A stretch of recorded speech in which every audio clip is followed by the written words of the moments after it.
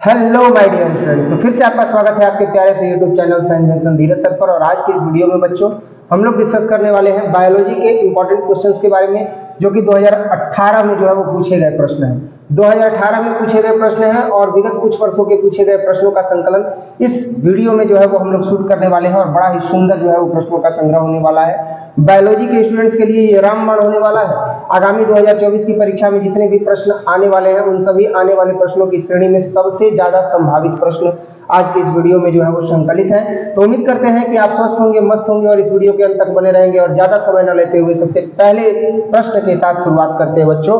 और सबसे पहला प्रश्न है आपके समक्ष कि इनमें से कौन सा नेत्रजनीय बेस आरएनए में नहीं होता है। इनमें से कौन सा, ध्यान से देखिएगा, प्रश्न है कि इनमें से कौन सा नेत्रजनीय बेस आरएनए में नहीं होता है। तो इनमें से यूरेसिल जो होता है ना, ये यूरेसिल वह नेत्रजनीय बेस आरएनए में नहीं होता है। ऑप्शन बी इसका करेक्ट आंसर हो जाएगा बच्चों। नेक्स्ट हम देखेंगे दूसरा प्रश्न। और दूसरा प्रश्न है कि इनमें से कौन सा फल कूट फल है। तो कूट फल मुख्य रूप से सेव है। सेव जो है वह कूट फल की श्रेणी में आएगा। ऑप्शन डी इसका करेक्ट आंसर हो जाएगा। और साथ ही साथ जो विद्यार्थी ऑनलाइन देख रहे हैं, ऑफलाइन जो पढ़ते थे, उनके लिए भी ये सूचना है कि ये जो भी वीडियो आप देख रहे हैं ना, इस वीडियो को टेलीग्राम ग्रुप में जैसे ही शेयर किया जाता है तो इसके साथ इसका नोट्स भी जो है वो सेंड कर दिया जाता है। तो उम्मीद करते हैं कि आप सब इस संस्थान परिवार को मजबूती देने के लिए, यूट्यूब परिवार को मजबूती देने के लिए जरूर यूट्यूब परिवार का सदस्य बनना चाहेंगे और इस तरह के कंटेंट को जो है वो पढ़ना चाहेंगे। नेक्स्ट हम देखते हैं अगला प्रश्न। और अगला प्रश्न है प्रश्न संख्या 3 कि ऑपेरॉन मॉडल क्या प्रदर्शित करता है। तो ऑपेरॉन मॉडल जो होता है वह मुख्य रूप से जीन का रेगुलेशन जो है वह प्रदर्शित करता है। ऑप्शन सी जो है इसका करेक्ट आंसर हो जाएगा। तो 4 नंबर प्रश्न है बच्चों कि फाइलेरिया रोग का वाहक कौन है। तो फाइलेरिया रोग का जो वाहक है वह मादा क्यूलेक्स मच्छर होती है। तो ऑप्शन सी जो है इसका क्या हो जाएगा, करेक्ट आंसर हो जाएगा। नेक्स्ट हम देखेंगे प्रश्न संख्या 5। और प्रश्न संख्या 5 है कि इनमें से कौन द्विगुणित संरचना है। अंडाणु है, भ्रूणकोश है, युग्मनज है या इनमें से सभी। तो इसका करेक्ट आंसर होगा अंडाणु। अंडाणु जो होता है वह द्विगुणित संरचना होता है। यानी इनमें से कौन सा द्विगुणित जो है वह संरचना है। तो ऐसे अगर कहा जाए तो द्विगुणित संरचना जो है वह अंडाणु नहीं होगा, वो एकल ही है। द्विगुणित संरचना जो है वह क्या होना चाहिए, युग्मनज होना चाहिए। ऑप्शन सी जो है इसका करेक्ट आंसर हो जाएगा, क्योंकि जब युग्मनज बनता है तो उसमें द्विगुणित संरचना होती है, उसमें स्पर्म भी होता है और अंडाणु भी होता है। यानी अंडकोश के या अंडकोश से निकले हुए जो अंडाणु होते हैं उनके साथ स्पर्म जब जाकर के मिलता है तो जाइगोट बनता है, युग्मनज बनता है। तो युग्मनज जो होता है वो द्विगुणित हो जाता है। बाद में इसमें फिर जो है वो कोशिका विभाजन होता है और भ्रूण का निर्माण होने लगता है। तो इनमें से कौन द्विगुणित संरचना है। तो ऑप्शन सी जो है इसका करेक्ट आंसर हो जाएगा। और नेक्स्ट हम देखेंगे अगला प्रश्न। अगला प्रश्न है कि इनमें से कौन जलोद्विविद पौधा है। जलोद्विविद पौधा कौन सा है। सिंघड़ा है, नागफनी है, शीशम है, एकेसिया है। तो इसका तो जवाब आपको भी पता होगा बच्चों कि ऑप्शन ए जो है ये करेक्ट आंसर हो जाएगा कि इनमें से जो जलोद्विविद पौधा है वह कौन सा है, सिंघड़ा है। नेक्स्ट जो है वो हम देखेंगे 7 नंबर क्वेश्चन। और 7 नंबर क्वेश्चन है कि इनमें से कौन सा रोग जीवाणुओं से होता है। जीवाणुओं से होने वाला रोग कौन सा है। तो जीवाणुओं से होने वाला रोग कुष्ठ रोग भी है, क्षय रोग भी है, हैजा भी है। यानी कि इसका जो करेक्ट आंसर होगा वो क्या होगा, ऑप्शन डी होगा, इनमें से सभी। अगला जो है वो प्रश्न हम देखेंगे क्वेश्चन नंबर 8 कि डीएनए इनमें से किनका आनुवांशिक पदार्थ है। डीएनए इनमें से किसका आनुवांशिक पदार्थ है। टीएमबी का है, बैक्टीरियोफाज का है, या दोनों में है या किसी में नहीं है। तो डीएनए जो होता है वह मुख्य रूप से बैक्टीरियोफाज में जो है वह क्या होता है, तो बैक्टीरियोफाज का जो है वह आनुवांशिक पदार्थ होता है। ऑप्शन बी जो है वो करेक्ट आंसर हो जाएगा। नेक्स्ट अगला जो है वो हम देखते हैं 9 नंबर क्वेश्चन की शरीर से बाहर होने वाले निषेचन को क्या कहते हैं। शरीर से बाहर जो होता है निषेचन उसे मुख्य रूप से जो है वो शरीर से बाहर होने वाले निषेचन को क्या कहते हैं। तो शरीर से बाहर होने वाले निषेचन को मुख्य रूप से इन वीवो कहते हैं। ऑप्शन बी जो है इसका क्या हो जाएगा, करेक्ट आंसर हो जाएगा। और अब प्रश्न आपके समक्ष बच्चों और 10वां प्रश्न है कि ऑकोजीन किसके लिए उत्तरदायी होता है। ऑकोजीन किसके लिए उत्तरदायी होता है। तो मुख्य रूप से जो ऑकोजीन होता है वह कैंसर के लिए उत्तरदायी होता है। किसके लिए उत्तरदायी होता है, कैंसर के लिए उत्तरदायी होता है। ऑप्शन ए जो है इसका करेक्ट आंसर हो जाएगा। अगला प्रश्न देखेंगे बच्चों 11 नंबर प्रश्न। और 11 नंबर प्रश्न जो है वो आपके समक्ष है कि एक्रोजोम इनमें से किसका संभाग है। तो एक्रोजोम जो होता है वह मुख्य रूप से मानव शुक्राणु के सिर का जो है वो संभाग होता है। ऑप्शन ए जो है इसका क्या हो जाएगा, करेक्ट आंसर हो जाएगा। नेक्स्ट इसके बाद हम देखेंगे 12वां प्रश्न। और 12वां प्रश्न जो है वो आपके समक्ष है कि जनसंख्या के आधिक्य का परिमाण क्या होता है। तो जनसंख्या के आधिक्य का जो परिमाण होता है वह जमीन की कमी होती है। जब जनसंख्या बढ़ने लगता है तो जमीन कम होने लगता है। आप इसका उदाहरण समझ सकते हैं कि अगर घर में पापा और चाचा दो भाई हैं तो जमीन 10-10 बीघा है और दोनों की जो है वह 5-5 संतानें हो गई तो एक संतान पर 2 ही बीघा आएगा, यानी 2 5 10। समझ में आ रहा है? तो जमीन क्या हो गया? कम हो गया। जनसंख्या बढ़ा तो जमीन क्या हो गया? कम हो गया। 20 बीघा जमीन पापा और चाचा में बांटना है, 10-10 बीघा बांट दिए, लेकिन चाचा का जमीन जो है वह 5 संतानों में बांटा गया तो 2 5 10, 2-2 बीघा आया। और यही पापा का जमीन भी 5 संतानों में बांटना पड़ा तो 2 5 10, यानी 5-5 संतान होने पर वो लड़का हो चाहे लड़की हो 2-2 बीघे की हिस्सेदारी आ रही है। जमीन क्या हो जा रही है? कम हो जा रही है। तो जब कभी भी जनसंख्या का आधिक्य का परिमाण जब बढ़ता है तो जनसंख्या के आधिक्य का परिणाम यह निकलता है कि जमीन की क्या हो जाती है? कमी हो जाती है। अब जो है वो हम देखेंगे अगला प्रश्न, और अगला प्रश्न है कि सर्टोली कोशिकाएं किस में पाई जाती है? बच्चों, सर्टोली कोशिकाएं जो होती हैं वह वृषण में पाई जाती हैं। किस में पाई जाती है? वृषण में पाई जाती है। अगला प्रश्न देखेंगे 14 नंबर प्रश्न, और 14 नंबर प्रश्न है कि दूध से दही बनाने में किस बैक्टीरियम का उपयोग होता है? तो लैक्टोबैलिसस का उपयोग होता है। ऑप्शन बी जो है करेक्ट आंसर हो जाएगा, क्योंकि लैक्टोबैलिसस ही एक ऐसा बैक्टीरिया है जिसके द्वारा दूध से क्या बनता है? दही बनता है।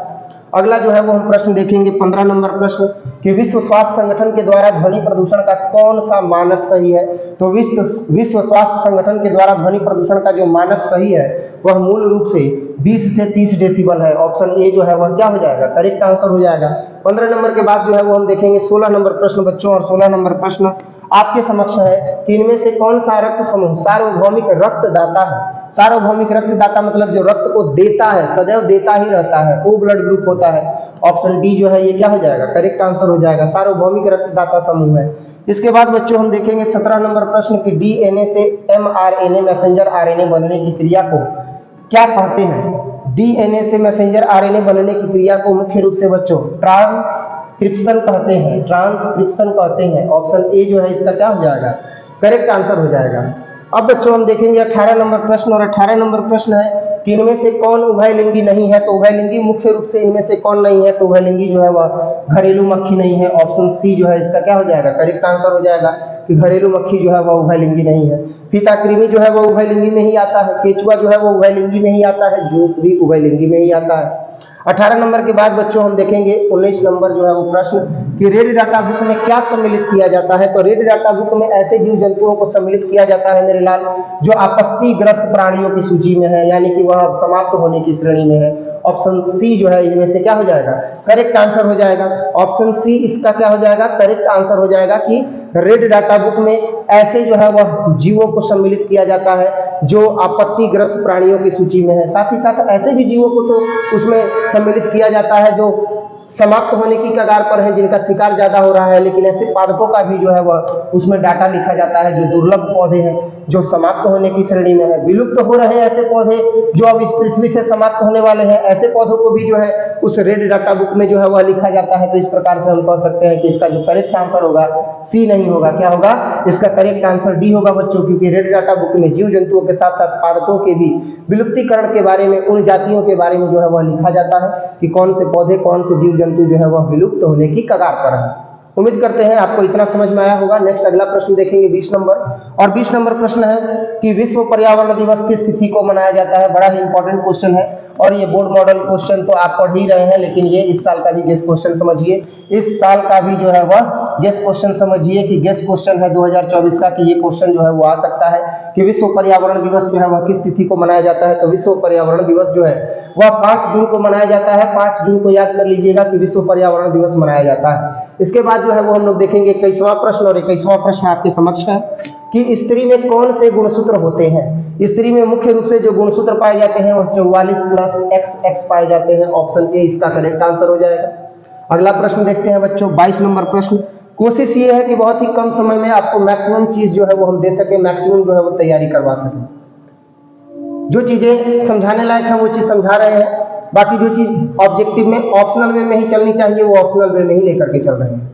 बाकी जो कुछ भी अगर त्रुटियां हो जाती हैं तो आप जरूर कमेंट सेक्शन में बताइए।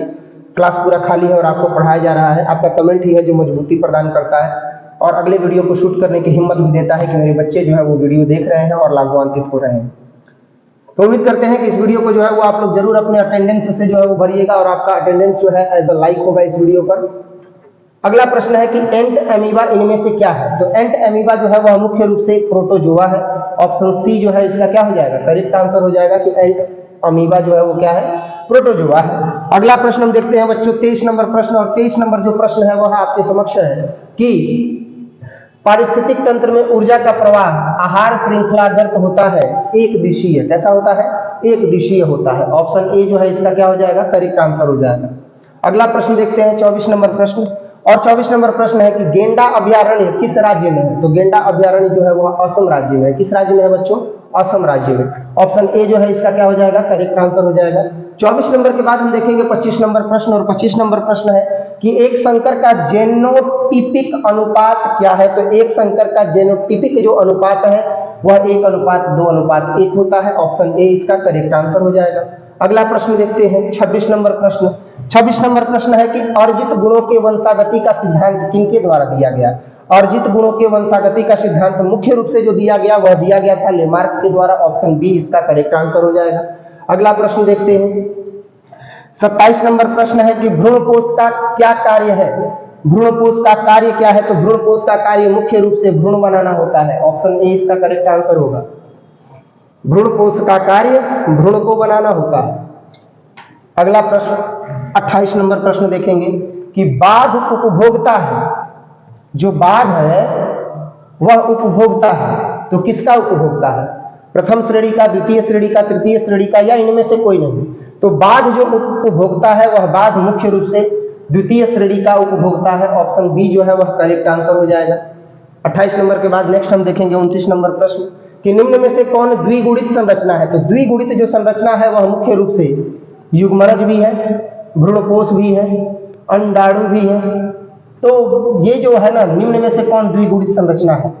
इसमें द्विगुणित संरचना भ्रूणपोष होगा, युग्मनज होगा, अंडाणु होगा। तो इनमें से सभी जो है इसका क्या हो जाएगा? करेक्ट आंसर हो जाएगा कि निम्न में से कौन द्विगुणित संरचना है? तो इनमें से सभी। निम्न में से कौन द्विगुणित संरचना है? इनमें से सभी। अगला जो है वो हम देखेंगे 30 नंबर प्रश्न कि ओंकोजीन इनमें से किसके लिए उत्तरदायी है? कैंसर के लिए। रिपीटेड क्वेश्चन है, अभी मैंने ये बताया था। कैंसर के लिए जो है इसका करेक्ट आंसर हो जाएगा। 30 नंबर के बाद हम देखेंगे अगला प्रश्न 31 नंबर की, इनमें से कौन सा पौधा जो है वो जलोद्भिद है? सिंघड़ा है। ये शिफ्ट वाइज जो है वो क्वेश्चन इधर उधर हुआ है ना। जैसे 2018 में शिफ्ट ए और शिफ्ट बी में जो है वो पेपर हुआ है, तो शिफ्ट ए और शिफ्ट बी दोनों का जो है वो यहाँ पर क्वेश्चन को हम लोगों ने इंक्लूड किया है। तो ये क्वेश्चन रिपीटेड इसलिए हो रहा है क्योंकि क्रम बदल गया है शिफ्ट ए और शिफ्ट बी में, लेकिन प्रश्न संख्या बदलने के बावजूद भी प्रश्न वही है, और वही चीज हम लोग देख रहे हैं रिपीटेड क्वेश्चन के रूप में। 31 नंबर के बाद 32 नंबर है कि शरीर के बाहर निकलने वाले निषेचन को क्या कहते हैं? तो इन विवो कहते हैं। इन विवो जो है वो कहा जाता है। अगला प्रश्न हम देखेंगे 33 नंबर प्रश्न कि एक स्वस्थ महिला के पूरे जीवन काल में उत्पन्न कुल अंडों की जो संख्या होती है वह कितनी होती है? तो मुख्य रूप से कुल अंडों की जो संख्या होती है वह 400 होती है। ऑप्शन बी जो है इसका करेक्ट आंसर हो जाएगा। 33 नंबर के बाद अगला प्रश्न 34 नंबर देखेंगे बच्चों, और 34 नंबर प्रश्न है आपके समक्ष। क्या है 34 नंबर प्रश्न? कि गर्भाशय में कॉपर टी के एक प्रभावी एवं अंतः गर्भाशयी युक्ति होने का मुख्य कारण क्या है? तो इसका जो मुख्य कारण है वह है कि शुक्राणुओं की निषेचन क्षमता में यह कमी कर देती है। सही है।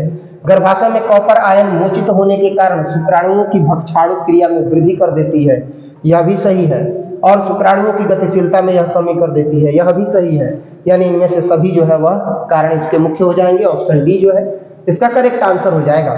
अगला प्रश्न हम देखेंगे बच्चों 35 नंबर प्रश्न की निम्नांकित में से किस पौधे के प्रजातियों में बीज का उत्पादन असंजनन के द्वारा होता है? तो असंजनन के द्वारा मुख्य रूप से एस्ट्रेसिया एवं घास में होता है। ऑप्शन ए इसका करेक्ट आंसर हो जाएगा।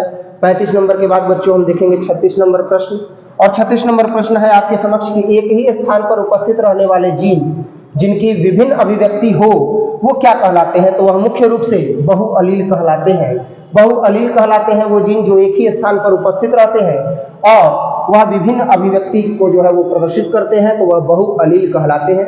36 नंबर के बाद बच्चों हम देखेंगे 37 नंबर प्रश्न, और 37 नंबर प्रश्न है 37 नंबर जो है वह प्रश्न है बच्चों कि सबसे अधिक तथा सबसे कम जीन वाले मानव गुणसूत्र इनमें से कौन से हैं? तो सबसे कम मानव गुणसूत्र वाले जो जीन है वह है गुणसूत्र X एवं गुणसूत्र 1 एवं Y, यानी ऑप्शन सी जो है इसका क्या हो जाएगा? करेक्ट आंसर हो जाएगा। अगला हम देखेंगे 38 नंबर प्रश्न, और 38 नंबर प्रश्न है आपके समक्ष कि दात्र कोशिका अरक्तता प्रदर्शित करता है, तो यह मुख्य रूप से किसको प्रदर्शित करता है? प्लियोट्रॉपी को प्रदर्शित करता है। ऑप्शन सी जो है वह करेक्ट आंसर हो जाएगा। 38 नंबर के बाद हम देखेंगे 39 नंबर प्रश्न की ऑस्ट्रेलिया के शिशुधानी प्राणियों के अनुकूली विकिरण इनमें से किसका उदाहरण है? तो मुख्य रूप से इनमें से अपसारी क्रम विकास का जो है वह उदाहरण है। ऑप्शन ए जो है इसका क्या हो जाएगा? करेक्ट आंसर हो जाएगा। अगला प्रश्न 40 नंबर देखेंगे बच्चों, और 40 नंबर प्रश्न आपके समक्ष है कि 21वें गुणसूत्र के ट्राइसोमी से कौन सी आनुवांशिक बीमारी होती है? तो मुख्य रूप से इसमें जो बीमारी होती है वह डाउन सिंड्रोम होती है। ऑप्शन डी जो है वह करेक्ट आंसर हो जाएगा कि 21वें गुणसूत्र के ट्राइसोमी से कौन सी आनुवांशिक बीमारी होती है? तो 21वें गुणसूत्र के ट्राइसोमी से मुख्य रूप से डाउन सिंड्रोम की बीमारी होती है। ऑप्शन डी जो है वो क्या हो जाएगा? करेक्ट आंसर हो जाएगा। और 40 के बाद हम देखेंगे बच्चों 41 नंबर प्रश्न की एक सामान्य दृष्टि वाली महिला जिसके पिता वर्णांध है, वर्णांध का मतलब हो गया जो रंगों को जो है वह पहचान नहीं पाते हैं, स्पष्ट रूप से देख पाते हैं पर रंग की जो है वो अंधता है उनके आंखों में, की शादी एक सामान्य दृष्टि वाले पुरुष से होती है, तब उसके होने वाले पुत्र एवं पुत्री में वर्ण अंधता की संभावना इनमें से क्या होगी? तो मुख्य रूप से जो वर्ण अंधता की संभावना होगी 25% वर्णांध पुत्र एवं लक्षण प्रारूपी सभी साधारण दृष्टि वाली जो है वह पुत्री होने की संभावना होगी। ऑप्शन ए जो है इसका क्या हो जाएगा? करेक्ट आंसर हो जाएगा। नेक्स्ट हम देखेंगे अगला प्रश्न 42 नंबर प्रश्न बच्चों कि प्रतिजैविक प्रतिरोधी जीवाणु का प्रादुर्भाव इनमें से किसका उदाहरण है? तो मुख्य रूप से इनमें से किसी समुदाय में पूर्व स्थित द्विभिन्नता का जो है वह उदाहरण है। ऑप्शन सी इसका करेक्ट आंसर हो जाएगा। अगला प्रश्न 43 नंबर, आप कहीं जाए नहीं, वीडियो देखते रहें, है ना। वीडियो लंबा हो रहा है क्योंकि नंबर ऑफ क्वेश्चंस जो है वो अधिक है, 100 है, तो आप लोग वीडियो के अंत तक बने रहेंगे, है ना। बीच बीच में थोड़ा सा आप लोग रेस्ट ले सकते हैं, वीडियो को पॉज कर दें और जरूर लेकिन सारे क्वेश्चंस को कंप्लीट करें। सुकेंद्रियों में टीआरएनए, एसआरएनए एवं एसएनआरएनए के अनुलेख में इनमें से कौन अंतर्ग्रस्त है? तो मुख्य रूप से इनमें से अंतर्ग्रस्त आरएनए पॉलीमरेज थर्ड जो है वो क्या है? तो अनुलेख में जो है वो अंतर्ग्रस्त है। ऑप्शन सी इसका करेक्ट आंसर हो जाएगा। नेक्स्ट हम देखेंगे 44 नंबर क्वेश्चन की एक बालक का रुधिर वर्ग जो है वो ओ है, यानी ब्लड ग्रुप उसका क्या है? ओ है। उसके पिता का जो रुधिर वर्ग है वह बी है। उसके पिता का जीन प्रारूप इनमें से कौन हो सकता है? तो उसके पिता का जो जीन प्रारूप होगा वह मुख्य रूप से 10 यानी 1O1B होगा। ऑप्शन बी करेक्ट आंसर हो जाएगा। 45 नंबर क्वेश्चन है कि फ्लेवर सेवर इनमें से क्या है? तो फ्लेवर सेवर मुख्य रूप से इनमें से परजीवी टमाटर है। तो ऑप्शन सी जो है इसका क्या हो जाएगा? करेक्ट आंसर हो जाएगा। अगला प्रश्न देखेंगे, अगला प्रश्न है 46 नंबर की प्रतिबंधन एंडोन्यूक्लियेज डीएनए के एक विशिष्ट शाख अनुक्रम को पहचानते हैं। प्रतिबंधन एंडोन्यूक्लियेज डीएनए के एक विशिष्ट शाख को पहचानते हैं, इसका करेक्ट आंसर क्या होगा? किसको पहचानते हैं? तो पॉलीड्रामिक न्यूक्लियोटाइड अणुओं को पहचानते हैं। ऑप्शन ए जो है इसका क्या हो जाएगा? करेक्ट आंसर हो जाएगा। 46 के बाद 47 नंबर क्वेश्चन देखेंगे, और 47 नंबर क्वेश्चन है कि किसी भी जीन की अभिव्यक्ति इनमें से किसके द्वारा संपादित होती है? तो मुख्य रूप से इनमें से एंटीसेंस आरएनए के द्वारा जो है वो संपादित होती है, और छोटा व्यतिकारी आरएनए के द्वारा भी जो है वो संपादित होती है। तो ए और बी ऑप्शन जो है वो सी में दिया हुआ है, तो सी करेक्ट आंसर हो जाएगा बच्चों। नेक्स्ट हम देखेंगे 47 के बाद 48 नंबर क्वेश्चन कि सर्वप्रथम क्लिनिकल जीन चिकित्सा का उपयोग किसके लिए किया गया था? क्लिनिकल जीन चिकित्सा का उपयोग सर्वप्रथम किसके लिए किया गया था? तो क्लिनिकल जीन चिकित्सा का उपयोग सर्वप्रथम जो है वह एडिनोसिन डीएमिनेज की कमी के लिए किया गया था। ऑप्शन ए इसका करेक्ट आंसर हो जाएगा। अगला प्रश्न हम देखेंगे, अगला प्रश्न है 49 नंबर कि गैटेक किस प्रतिबंधन एंडोन्यूक्लियेज का अभिज्ञान स्थान है? तो इसका जो करेक्ट आंसर होगा कि ये जो प्रश्न है वो है कि गैटेक किस प्रतिबंधन एंडोन्यूक्लियेज का अभिज्ञान स्थान है? तो इसका जो करेक्ट आंसर होगा क्या हिंट थर्ड होगा, इको आर आई होगा या इको आर प्रथम होगा, बैम होगा? तो इसका जो करेक्ट आंसर होगा वो करेक्ट आंसर होगा इको आर प्रथम। ऑप्शन बी जो है वो इसका करेक्ट आंसर हो जाएगा। अगला प्रश्न हम देखेंगे बच्चों 50 नंबर प्रश्न, और 50 नंबर प्रश्न है कि सर्वप्रथम निर्मित पारजीवी गाय का नाम इनमें से कौन सा था? तो सर्वप्रथम निर्मित पारजीवी गाय का जो नाम है वह मुख्य रूप से क्या था? तो मुख्य रूप से रोजी था। ऑप्शन डी जो है इसका क्या हो जाएगा? करेक्ट आंसर हो जाएगा। रोजी जो है वो इसका करेक्ट आंसर हो जाएगा। 51 नंबर प्रश्न बच्चों, और 51 नंबर प्रश्न जो है वो आपके समक्ष है कि इनमें से कौन सा निमेटोडा तंबाकू के पौधों की जड़ों को संक्रमित करता है? इनमें से कौन है ऐसा निमेटोडा तंबाकू के पौधों की जड़ों को जो संक्रमित करता है? तो तंबाकू की जड़ों को संक्रमित करने का कार्य मुख्य रूप से मेलाइडाइजिन इनकॉमिग्नेटा है। तो ऑप्शन सी जो है इसका क्या हो जाएगा? करेक्ट आंसर हो जाएगा। और 51 नंबर के बाद बच्चों हम देखेंगे 52 नंबर प्रश्न, और 52 नंबर प्रश्न है कि आणविक तकनीक जिसमें किसी भी इच्छित जीन की अनेकों प्रति इन विट्रो संश्लेषित की जा सकती है वो क्या कहलाती है? तो मुख्य रूप से वह पीसीआर कहलाती है। ऑप्शन बी जो है इसका करेक्ट आंसर हो जाएगा। अगला प्रश्न हम देखेंगे 52 के बाद 53 नंबर प्रश्न की जीवाणु को कोशिका भित्ति को तोड़ करके उसके डीएनए एवं अन्य बृहद जैव अणुओं को मुक्त करने हेतु इनमें से कौन सा एंजाइम जो है वह प्रयुक्त किया जाता है? तो लाइसोजाइम जो है वह एंजाइम प्रयुक्त किया जाता है। ऑप्शन ए करेक्ट आंसर हो जाएगा। 53 नंबर के बाद हम देखेंगे 54 नंबर प्रश्न की इनमें से कौन स्वप्रतिरक्षा रोग का उदाहरण है? तो स्वप्रतिरक्षा रोग का उदाहरण मुख्य रूप से इसमें रूमेटॉइड अर्थराइटिस है। ऑप्शन बी जो है इसका करेक्ट आंसर हो जाएगा। 54 नंबर के बाद बच्चों हम देखेंगे 55 नंबर प्रश्न की तंबाकू के सेवन से शरीर में कौन सा उपापचयी परिवर्तन शीघ्र परिलक्षित होता है? तो तंबाकू के सेवन से शरीर में जो उपापचयी लक्षण शीघ्र ही परिलक्षित होता है वह मुख्य रूप से कौन है? तो वह मुख्य रूप से अधिवृक्क ग्रंथि के उद्दीपन से कैटेकोलेमिन का रक्त में स्राव है, व्यक्ति के रक्तचाप तथा हृदय स्पंदन की दर में एकाएक वृद्धि है। अर्थात इसका option A option B correct answer होगा। तो इसका करेक्ट आंसर हो जाएगा सी। क्लियर है बच्चों? अब जो है वो हम देखेंगे 56 नंबर प्रश्न की उच्च पैदावार एवं रोग प्रतिरोधी सोनालिका एवं कल्याण सोना किसकी किस्में हैं? तो यह मुख्य रूप से गेहूं की किस्में हैं। जो किसान परिवार से जुड़े हुए बच्चे हैं वो समझ सकते हैं कि सोनालिका और कल्याण सोना जो किस्में हैं वह किसकी है? गेहूं की है। नेक्स्ट जो है वो हम अगला प्रश्न देखेंगे 57 नंबर प्रश्न की इनमें से कोई एक जैव खाद नहीं है। कौन है जो जैव खाद नहीं है? तो मुख्य रूप से बैसिलस थुरिनजिएंसिस जो है वह एक प्रकार का जो है वह जैव खाद नहीं है। ऑप्शन बी इसका करेक्ट आंसर होगा। 57 नंबर के बाद देखेंगे 58 नंबर प्रश्न, और 58 नंबर प्रश्न है बच्चों कि वैसे जीवाणुओं के समूह जो फफूंदी के तंतुओं से जुड़ करके जाल जैसी संरचना बनाते हैं, वैसे जीवाणुओं के समूह जो फफूंदी के तंतुओं से जुड़ करके जाल जैसी संरचना बनाते हैं वो क्या कहलाते हैं? तो वह मुख्य रूप से क्या फ्लक्स कहलाते हैं, मिथेनोजेन कहलाते हैं, प्लाज्मोमेजेन कहलाते हैं, या इनमें से कोई नहीं? तो इसका जो करेक्ट आंसर होगा वो होगा फ्लक्स। ऑप्शन ए इसका करेक्ट आंसर होगा कि वैसे जीवाणुओं के समूह जो फफूंदी के तंतुओं से जुड़ करके जाल जैसी संरचना को बनाते हैं वह फ्लक्स कहलाते हैं। ऑप्शन ए इसका करेक्ट आंसर हो जाएगा।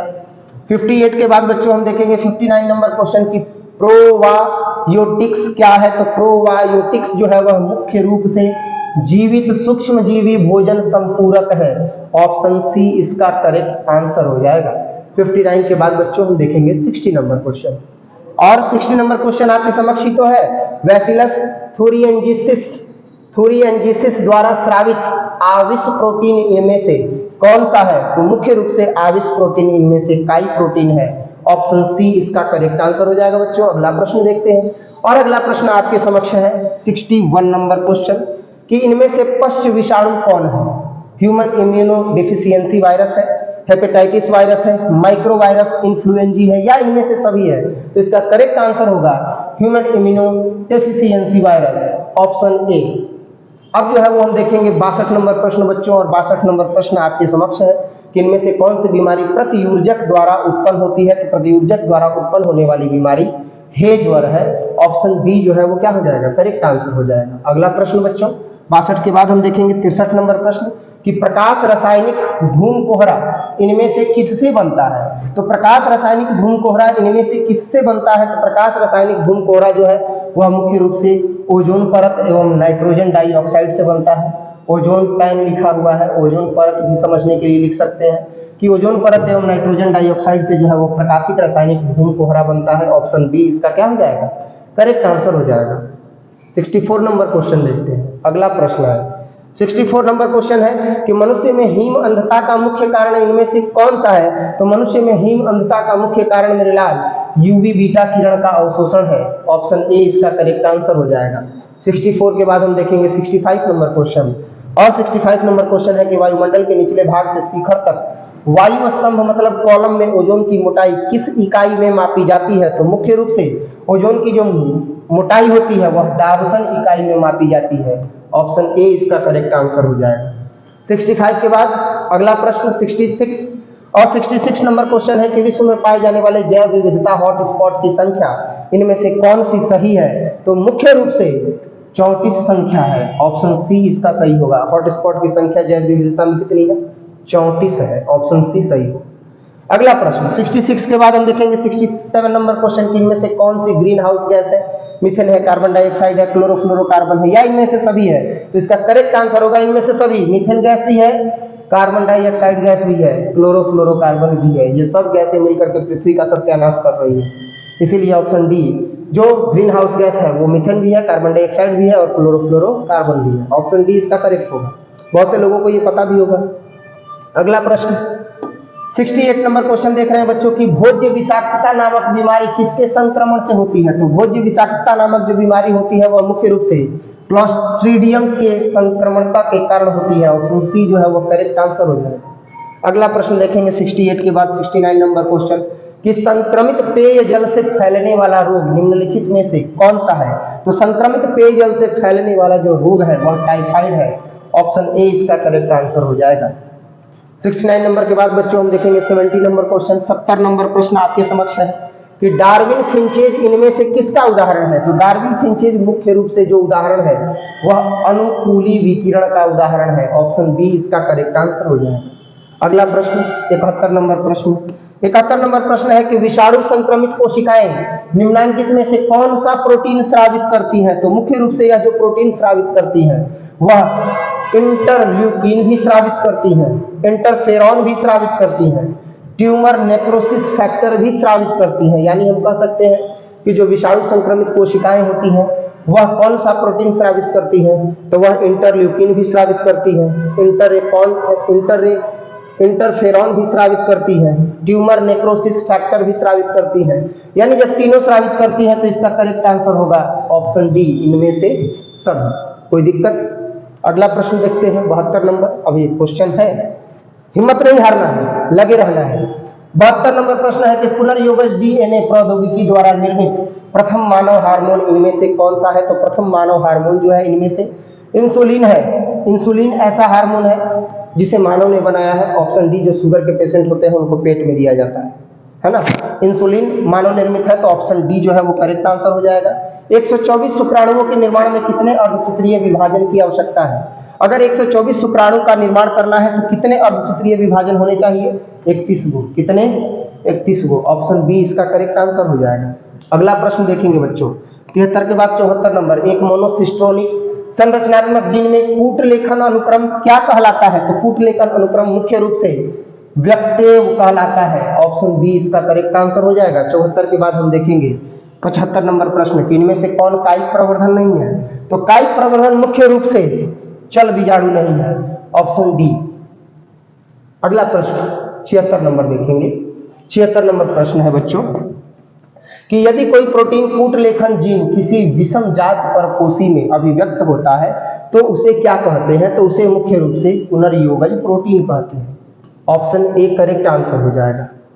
अगला प्रश्न 77 नंबर कि सरकारी संगठन जो आनुवंशिकता रूपांतरित शोध की मान्यता से संबंधित निर्णय तथा जन सेवा हेतु जीएम जीवों के आरंभ करने की सुरक्षा के लिए उत्तरदायी होता है उसे मुख्य रूप से क्या कहते हैं? तो आनुवांशिक अभियांत्रिकी संतुति समिति कहते हैं। ऑप्शन ए जो है इसका करेक्ट आंसर हो जाएगा।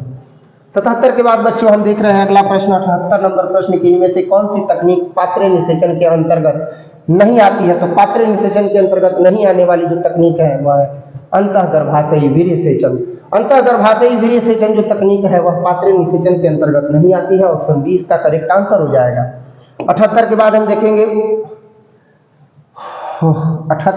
देखेंगे 89 नंबर क्वेश्चन की 78 के बाद हम देखेंगे 79 नंबर क्वेश्चन, है ना।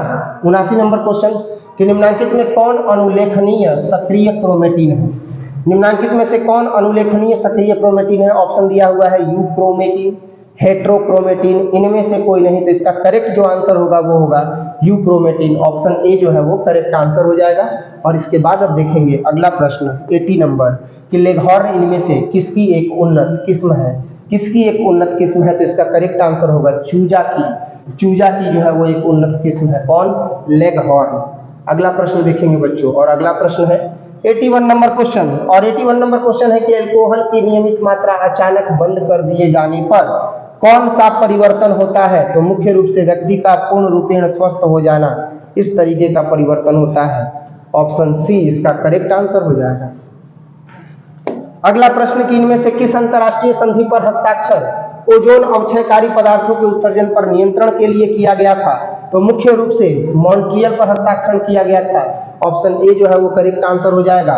नेक्स्ट हम देखेंगे 83 नंबर प्रश्न की जैव संश्लेषित उत्पादों का परिष्कृत तैयार होकर के विषरण या विषरण के लिए भेजे जाने के पूर्व अनुप्रवाह संसाधन के अंतर्गत आता है। तो क्या आता है। तो पृथक्करण भी आता है और शोधन भी आता है। ऑप्शन ए और बी यानी ऑप्शन सी जो है वो क्या हो जाएगा, करेक्ट आंसर हो जाएगा। अगला प्रश्न 84 नंबर प्रश्न कि इनमें से कौन समजातीय संरचना नहीं है। समजातीय संरचना इनमें से कौन सा नहीं है। किसकी संरचना जो है वो समजातीय नहीं है। तो मुख्य रूप से कशेरुकी हृदय एवं मस्तिष्क की जो संरचना है वह समजातीय नहीं है। ऑप्शन सी इसका करेक्ट आंसर हो जाएगा। 84 के बाद बच्चों हम देखेंगे 85 नंबर प्रश्न कि दात्र कोशिका सुरक्ता में लाल रक्त कण के आकार का उभयोत्तल डिस्क से हसिया आकार में परिवर्तित होने का जो मुख्य कारण है वह क्या है।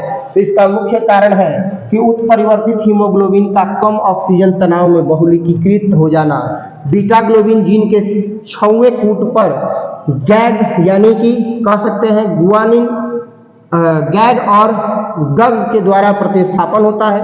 हीमोग्लोबिन के बीटा ग्लोबिन श्रृंखला के 6वें स्थान पर वैलिन द्वारा ग्लूटामिक अम्ल का प्रतिस्थापन होता है। यानी कह सकते हैं कि इनमें से सभी। ऑप्शन डी जो है वो क्या हो जाएगा, करेक्ट आंसर हो जाएगा। अगला देखेंगे 86 नंबर प्रश्न कि सुनहरा धान इनमें से कौन सा पदार्थ प्रचुर मात्रा में पाया जाता है। तो सुनहरा धान मुख्य रूप से जो है वह बीटा कैरोटीन पाया जाता है सुनहरे धान में। ऑप्शन सी जो है वो क्या हो जाएगा, करेक्ट आंसर हो जाएगा। 86 नंबर के बाद बच्चों हम देखेंगे 87 नंबर प्रश्न की भारत की वैश्विक जातीय विविधता का प्रतिशत कितना है। तो इसकी विविधता का मुख्य रूप से जो प्रतिशत है वह लगभग 8.1% है। ऑप्शन ए करेक्ट आंसर हो जाएगा। 87 के बाद हम देखेंगे 88 नंबर प्रश्न की निम्नलिखित में कौन सा फफूंदी साइक्लोस्पोरिन ए बनाता है जो अंग प्रत्यारोपित मरीजों में प्रतिरक्षा निरोधक कारक के रूप में प्रयुक्त होता है। तो मुख्य रूप से वह प्रयुक्त होने वाला ट्राइकोडर्मा पॉलीस्पर्मा होता है। ऑप्शन ए जो है इसका क्या हो जाएगा, करेक्ट आंसर हो जाएगा। 88 के बाद बच्चों हम देखेंगे 89 नंबर प्रश्न की इनमें से कौन अवशेषी अंग का उदाहरण नहीं है। तो मुख्य रूप से अवशेषी अंग का उदाहरण जो है वह आंख की उपापययता जो है वह नहीं है। ऑप्शन डी इसका करेक्ट आंसर हो जाएगा। 89 के बाद हम देखेंगे 90 नंबर प्रश्न, और 90 नंबर प्रश्न है कि इनमें से कौन सा मेंडल का नियम व्यापक नहीं है।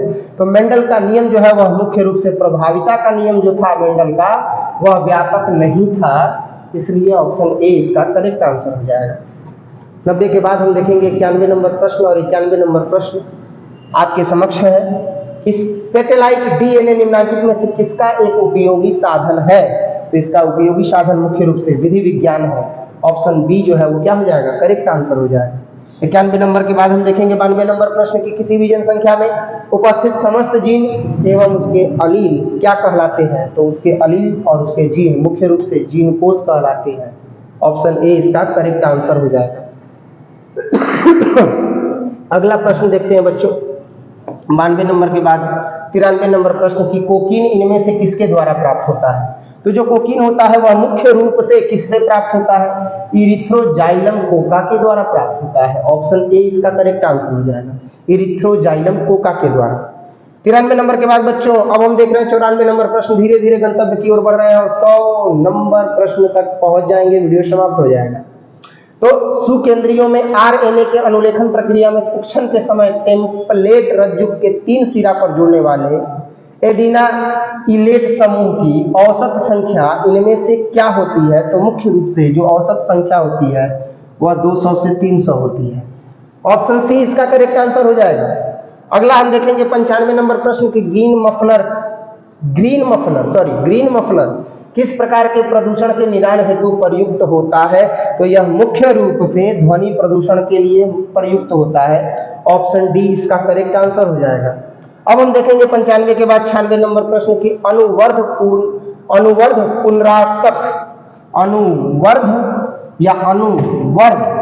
पुनरावर्तक की विभिन्न संख्या का आकार कितना होता है? तो इसका जो करेक्ट आंसर होगा आकार का वह होगा 0.1 से 20 KB kilobyte. Option A correct answer हो जाएगा। नेक्स्ट हम देखेंगे 97 नंबर क्वेश्चन की इनमें से कौन सी मछली मेजर कार्प नहीं है? तो मेजर कार्प जो मछली नहीं है वह मांगुर है। ऑप्शन डी इसका करेक्ट आंसर हो जाएगा। और 97 के बाद हम देख रहे हैं 98 नंबर प्रश्न कि वैसे बैक्टीरिया का समूह जो सेलुलोज पदार्थों पर अवायवीय वृद्धि करते हैं, वैसे बैक्टीरिया का समूह जो सेलुलोज पदार्थों पर अवायवीय वृद्धि करते हैं तथा अवायवीय आंजक संपाचित्र तथा पशुओं के प्रथम अमाशय में पाए जाते हैं, क्या कहलाते हैं? तो यह मुख्य रूप से जो है वह मिथेनोजेन कहलाते हैं। ऑप्शन ए जो है वह करेक्ट आंसर हो जाएगा। और अब हम देखेंगे 99 नंबर क्वेश्चन की जीन गण इनमें से किसके लिए उपयुक्त है? तो जीन गण पादप कोशिकाओं के रूपांतरण के लिए जो है वह उपयुक्त है। ऑप्शन ए जो है वह करेक्ट आंसर हो जाएगा। और अब हम देखेंगे 100 नंबर प्रश्न कि उष्णकटिबंधीय क्षेत्र में शीतोष्ण क्षेत्र से अधिक जातीय विविधता का प्रमुख कारण क्या है? तो इसका जो प्रमुख कारण है वह है कि उष्णकटिबंधीय क्षेत्र में शीतोष्ण क्षेत्र की तरह ही बार बार हिमनदन नहीं होता है। दूसरा इसका कारण है कि उष्णकटिबंधीय पर्यावरण निकेत विशिष्टीकरण को प्रोत्साहित करता है। तो ये भी सही है और ये भी सही है। उष्णकटिबंधीय क्षेत्र में अधिक सौर ऊर्जा उपलब्ध होने से उत्पादन अधिक होता है। तो ये ऑप्शन भी सही है, यानी कि इसका करेक्ट आंसर होगा ऑप्शन डी। और इस तरीके से बच्चों हमने जो है वो 100 क्वेश्चंस को कंप्लीट किया। तो आपका बहुत बहुत धन्यवाद इस वीडियो के अंत तक बने रहने के लिए। बाकी ऊर्जा का संचार वैसे ही है, अगला वीडियो भी शूट करेंगे और बहुत जल्द वीडियो अपलोड करेंगे। उम्मीद करते हैं कि आपको ये वीडियो काफी अच्छे तरीके से समझ में आया होगा। बाकी जो भी त्रुटियां रही होंगी आप कमेंट सेक्शन में जरूर बताइएगा, और जो भी आपके डाउट्स होंगे आप कमेंट सेक्शन में जरूर बताइएगा। अगले वीडियो में उसे शूट करने की कोशिश करेंगे बच्चों। बाकी स्वस्थ रहें, मस्त रहें, मन लगा करके पढ़ें और जी जान लगा दें। जो जी जान लगा रहा है उसको दिल से सैल्यूट है। और पढ़ाई जो है ना की नहीं जाती है, पढ़ाई हो जाती है। पढ़ाई की नहीं जाती है, पढ़ाई हो जाती है। तो पढ़ाई हो जाती है जिसके साथ ये जुड़ा हुआ है, या 8-8 घंटे 10-10 घंटे वो पढ़ ले रहा है, वो पढ़ाई कर नहीं रहा है, पढ़ाई हो जा रही है, उससे सैल्यूट है, उसको, उसके डेडिकेशन को सैल्यूट है। बाकी आपको गाइड करने के लिए व्हाट्सएप स्टेटस के माध्यम से, वीडियोस के माध्यम से हम हमेशा प्रेजेंट रहेंगे। बाकी जो जो गाइडेंस दिया जा रहा है आप उसको जरूर फॉलो कीजिएगा। जो भी ऑफलाइन स्टूडेंट्स है, जो भी ऑनलाइन स्टूडेंट्स देख रहे हैं वीडियो को, और खूब बेहतरीन अंक जो है वो आप लोग अर्जित कीजिएगा, यकीन। बाकी खूब मन लगा करके पढ़िए। अगला वीडियो शूट करते हैं और मिलते हैं अगले वीडियो में। तब तक के लिए जय हिंद।